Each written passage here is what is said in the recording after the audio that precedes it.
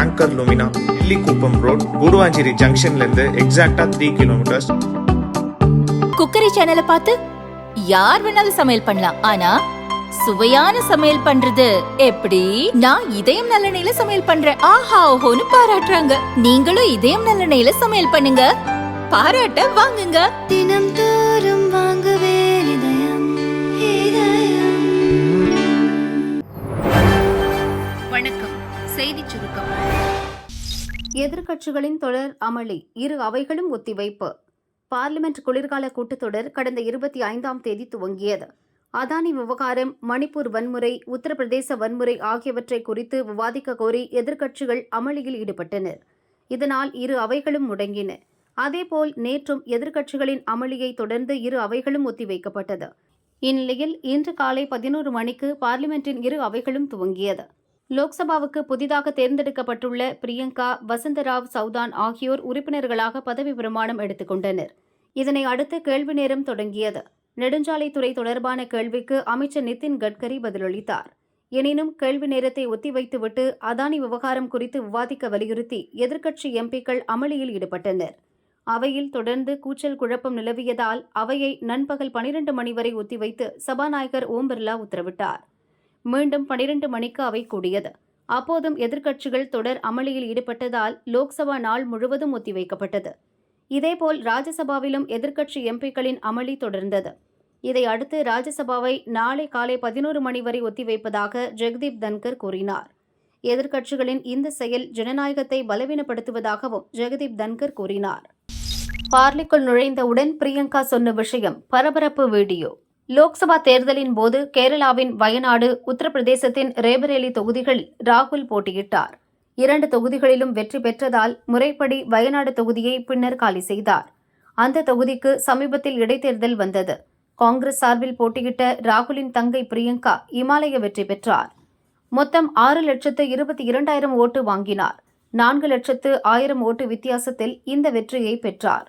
இதன் மூலம் முதல் முறையாக எம்பி ஆகும் வாய்ப்பை பெற்றார். இன்று எம்பியாக பதவியேற்பதையொட்டி ராகுல் சோனியாவுடன் பார்லிமெண்டில் புன்னகையுடன் காலடி எடுத்து வைத்தார். மேளதாளம் முழங்க உற்சாக வரவேற்பு அளிக்கப்பட்டது.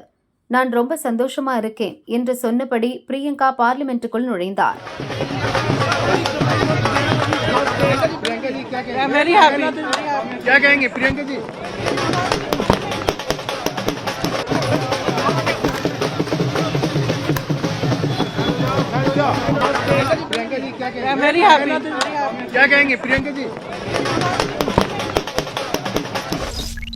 மீண்டும் ரூட் மாற்றிய ஃபெங்கல்.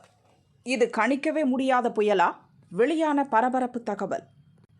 தெற்கு வங்கக்கடலில் மையம் கொண்டுள்ள ஃபெங்கல் புயல் சின்னம் குறித்து இந்திய வானிலை மையம் இப்போது பரபரப்பான அறிவிப்பை வெளியிட்டுள்ளது. இன்று அதிகாலை நிலவரப்படி இலங்கையின் திரிகோணமலையில் இருந்து 110 கிலோமீட்டர் வடகிழக்கில் புயல் சின்னம் மையம் கொண்டிருந்தது. கடைசி 6 மணி நேரமாக மணிக்கு 2 கிலோமீட்டர் வேகத்தில் வடக்கு நோக்கி நகர்ந்து வருகிறது. இன்று மாலை முதல் நாளை காலைக்குள் புயலாக வலுப்பெறும். இலங்கை கடற்கரையொட்டி தொடர்ந்து வடக்கு மற்றும் வடமேற்கில் நகர்ந்து தமிழகத்தை நெருங்கும். அப்போது கடல் பகுதியில் மணிக்கு 85 கிலோமீட்டர் வேகத்தில் காற்று வீசும். பின்னர் ஆழ்ந்த காற்றழுத்த தாழ்வு மண்டலமாக வலுவிழந்தபடி காரைக்கால், மாமல்லபுரம் இடையே கரையை கடக்கும். அப்போது மணிக்கு 50 முதல் 70 கிலோமீட்டர் வேகத்தில் காற்று வீசக்கூடும் என்று இந்திய வானிலை மையம் அறிவித்துள்ளது. ஃபெங்கல் புயல் சின்னம் உருவானதிலிருந்தே பலமுறை வானிலை ஆய்வாளர்களின் கணிப்புகளை மீறி இருக்கிறது. காற்றழுத்த தாழ்வாக உருவாகும் போது இது புயலாக மாறும் என்று அதிகாரப்பூர்வ அறிவிப்புகள் இல்லை. அதே நேரம் தனியார் வானிலை ஆய்வாளர்களிடையே புயலாகும் என்று ஒரு தரப்பும், அதற்கு வாய்ப்பு குறைவுதான் என்று இன்னொரு தரப்பும் கூறி வந்தது. பின்னர் புயலாக வலுப்பெறும் என்று அனைத்து தரப்பினரும் கணித்தனர். அதிகாரப்பூர்வ அறிவிப்பும் அப்படியே வெளியானது. இந்திய வானிலை மையம் முதலில் கணித்தபடி நேற்றே ஆழ்ந்த காற்றழுத்த தாழ்வு மண்டலம் புயலாக வலுப்பெற்றிருக்க வேண்டும். ஆனால் அது நடக்கவில்லை. திடீரென புயல் சின்னத்தில் மாற்றம் நிகழ்ந்தது. ஒரு நாள் தாமதமாக இன்று மாலைக்கு பிறகுதான் புயல் உருவாகும் என்று லேட்டஸ்ட் அப்டேட் கூறுகிறது. அதேபோல் புயல் சின்னம் மணிக்கு 10 முதல் 12 கிலோமீட்டர் வேகத்தில் நகர்ந்து வந்தது. நேற்று மாலை திடீரென அதன் வேகம் குறைந்தது. மணிக்கு 3 கிலோமீட்டர் வேகத்தில் நகர துவங்கியது. நள்ளிரவுக்கு பிறகு இன்னும் வேகம் குறைந்து மணிக்கு 2 கிலோமீட்டர் வேகத்தில் நகர்கிறது. புயல் உருவான பிறகு அப்படியே நகர்ந்து தமிழகம், பாண்டிச்சேரி பகுதியில் புயலாகவே கரையை கடக்கும் என்று முதலில் எதிர்பார்க்கப்பட்டது. ஆனால் கரையை கடப்பதற்கு முன்பு ஆழ்ந்த காற்றழுத்த தாழ்வு மண்டலமாக புயல் வலுவிழந்து விடும் என்று இப்போது இந்திய வானிலை மையம் அறிவித்துள்ளது. ஆளை மிரட்டும் கடல் சீற்றம், ஆபத்தை உணராத மக்கள், காசிமேட்டில் பரபரப்பு.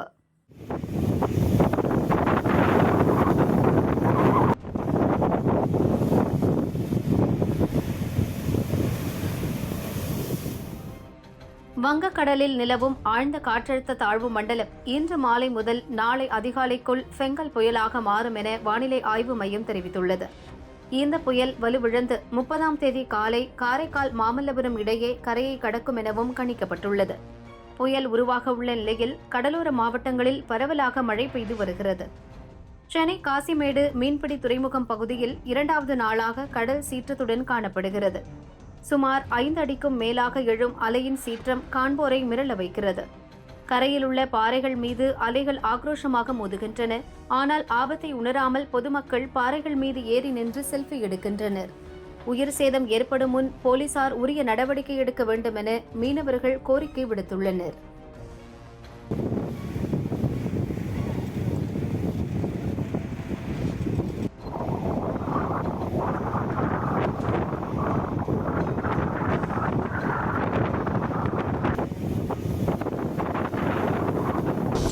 மணல் அரிப்பால் துண்டான சாலை, வாகன ஓட்டிகள் ஆபத்து பயணம்.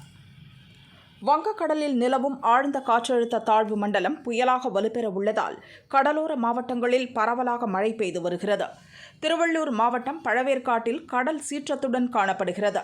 சூறைக்காற்றுடன் 10 அடி உயரத்திற்கு ராட்சத அலைகள் எழுகின்றன. கடல் சீற்றத்தால் பழவேற்காடு காட்டுப்பள்ளி செல்லும் சாலையில் மணல் அரிப்பு ஏற்பட்டுள்ளது. அதானி துறைமுகம், காமராஜர் துறைமுகம், கப்பல் கட்டும் தளம், வடசென்னை அனல்மின் நிலையம் உள்ளிட்ட பகுதிகளுக்கு செல்லும் தொழிலாளர்கள் இந்த வழியைத்தான் பயன்படுத்துகின்றனர். இந்த சாலையை விட்டால் 30 கிலோமீட்டர் தூரம் சுற்றி செல்ல வேண்டும். இதனால் மண் அரிப்பால் சாலை பாதியாக துண்டானாலும் ஆபத்தை உணராமல் வாகன ஓட்டிகள் மணல் திட்டில் பயணிக்கின்றனர்.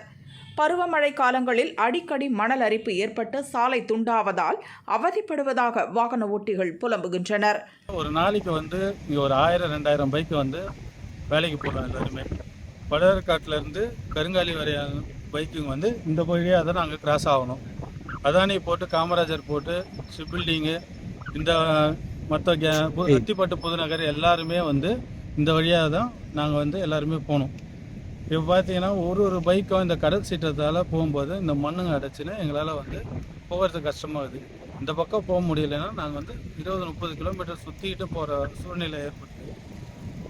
ஒவ்வொரு வாட்டியும் 2-3 பைக்கு நாங்கள் வருஷத்துக்கு வாங்க வேண்டியதாக இருக்குது. இந்த மாதிரி கடல் சீற்றத்தினால மண்ணு ரோட்டில் அடைஞ்சதுனால எங்களால் பயணிக்க முடியல. எல்லாருமே பாதிப்படைகிறாங்க. கலெக்டர், எம்எல்ஏ, சிஎம் தனிப்பிரிவு என பலரிடம் மனு அளித்தும் இதுவரை நடவடிக்கை இல்லை. தமிழக அரசு மேம்பாலம் அமைத்து தர வேண்டும் எனவும் கோரிக்கை வைத்தனர். முடிவுக்கு வரும் பதவிக்காலம், ஊரக உள்ளாட்சிகளுக்கு 2025 இறுதியில் தேர்தல். கடந்த அதிமுக ஆட்சியில் காஞ்சிபுரத்திலிருந்து செங்கல்பட்டு, விழுப்புரத்திலிருந்து கள்ளக்குறிச்சி, வேலூரிலிருந்து திருப்பத்தூர், ராணிப்பேட்டை, திருநெல்வேலியில் இருந்து தென்காசி என புதிய மாவட்டங்கள் உருவாக்கப்பட்டன. இந்த 9 மாவட்டங்களை தவிர்த்து 27 மாவட்டங்களில் உள்ள 1,19,000 கிராம ஊராட்சி, ஊராட்சி ஒன்றியம், மாவட்ட ஊராட்சி உள்ளிட்ட பிரதிநிதிகளுக்கு 2019 தேர்தல் நடந்தது. ஆட்சி மாற்றத்திற்கு பின் மற்ற மாவட்ட ஊரக உள்ளாட்சிகளுக்கு 2021 தேர்தல் நடத்தப்பட்டது. 2019 பொறுப்பேற்ற உள்ளாட்சி அமைப்புகளின் பதவிக்காலம் 2025 ஜனவரி 5ஆம் தேதியுடன் முடிகிறது. 2021 பொறுப்பேற்ற மாவட்ட ஊரக உள்ளாட்சிகள் பதவிக்காலம் 2026 செப்டம்பரில் முடிகிறது. அனைத்து மாவட்ட ஊரக உள்ளாட்சிகளுக்கும் ஒருங்கிணைந்த தேர்தல் நடத்தப்படுமா அல்லது பதவிக்காலம் முடிந்த 27 மாவட்டங்களுக்கு மட்டும் முதலில் தேர்தல் நடத்தப்படுமா என்ற குழப்பம் நிலவி வருகிறது. பதவிக்காலம் முடிய உள்ள 27 மாவட்டங்களில் உள்ள ஊராட்சிகளில் வார்டுகள் மறுவரையறை செய்யப்பட உள்ளன. குறிப்பாக சில ஊராட்சி பகுதிகளை பேரூராட்சிகள், நகராட்சிகள், மாநகராட்சிகளில் இணைக்கும் பணிகள் நடக்க வேண்டியுள்ளன. இதனால் பதவிக்காலம் முடிய உள்ள ஊரக உள்ளாட்சிகளில் சிறப்பு அலுவலர்களை நியமிக்க அரசு திட்டமிட்டுள்ளது. இதற்காக வரும் சட்டசபை கூட்டத்தொடரில் தீர்மானம் நிறைவேற்றப்படும் என எதிர்பார்க்கப்படுகிறது. ஊராட்சிகள் மறுவரையறை செய்த பின் 2025 இறுதியில் ஒருங்கிணைந்த அளவில் அல்லது பதவிக்காலம் முடிந்த 27 மாவட்டங்களுக்கு மட்டும் தேர்தல் நடத்துவதற்கான வாய்ப்பு உள்ளதாக ஊரக உள்ளாட்சித்துறை அதிகாரிகள் தெரிவித்தனர். ஸ்டாலினைப் போல எனக்கு அரசியல் ஞான ஒளி இல்லை. அதானியின் லஞ்ச விவகாரம் குறித்து பாமக நிறுவனர் ராமதாஸ் கேள்வி எழுப்பியிருந்தார். இதுகுறித்த கேள்விக்கு பதிலளித்த முதல்வர் ஸ்டாலின், ராமதாசுக்கு வேறு வேலை இல்லை, தினமும் அறிக்கை வெளியிடுவார், அதற்கு பதில் கூற வேண்டிய அவசியம் இல்லை என்று கூறினார். இந்நிலையில் முதல்வர் ஸ்டாலினின் விமர்சனத்திற்கு ராமதாஸ் பதிலடி கொடுத்துள்ளார். அவரைப்போல் ஞான ஒளி, பிரகாச ஞான ஒளி எனக்கு இல்லைதான். நான் என்ன செய்ய முடியும்? அவரை போன்று பிரகாசமான ஞான ஒளி, அரசியல் ஞான ஒளி, சாதாரண ஞான ஒளி இல்லை, அரசியல் ஞான ஒளி அவருக்கு இருப்பதை போன்று எனக்கு நான் பெறவில்லையே, வருத்தமாக இருக்கிறதே, அவ்வளோதான். சரிந்து விழுந்த இரும்பு சாரம், இடிபாடுகளில் சிக்கிய 4 பேர். மதுரையில் போக்குவரத்து நெரிசலை குறைக்கும் விதமாக கோரிப்பாளையம் தல்லாக்குளம் சந்திப்பு முதல் செல்லூர் வரை 190 கோடி ரூபாய் மதிப்பீட்டில் மேம்பாலம் அமைக்கும் பணிகள் நடைபெறுகிறது. நேற்று இரவு அந்த பகுதியில் இரும்பு சாரம் அமைக்கும் பணியில் 10க்கும் மேற்பட்ட தொழிலாளர்கள் ஈடுபட்டிருந்தனர். அப்போது திடீரென இரும்பு சாரம் பாரம் தாங்காமல் சரிந்து விழுந்தது. அப்போது அங்கு பணியில் ஈடுபட்டிருந்த திருச்சி துறையூரைச் சேர்ந்த பழனி, ஐயங்காளை, காளி மற்றும் ஜெய்சன் ஆகிய 4 தொழிலாளர்கள் படுகாயமடைந்தனர். படுகாயமடைந்த 4 பேரும் மதுரை அரசு ராஜாஜி மருத்துவமனையில் சிகிச்சைக்காக அனுமதிக்கப்பட்டுள்ளனர். விபத்து குறித்து தல்லாக்குளம் போலீசார் வழக்கு பதிவு செய்து விசாரணை மேற்கொண்டு வருகின்றனர். மழையின் காரணமாக கான்கிரீட் கட்டுமானம் கீழே விழுந்து விபத்து ஏற்பட்டுள்ளதாக கூறப்படுகிறது.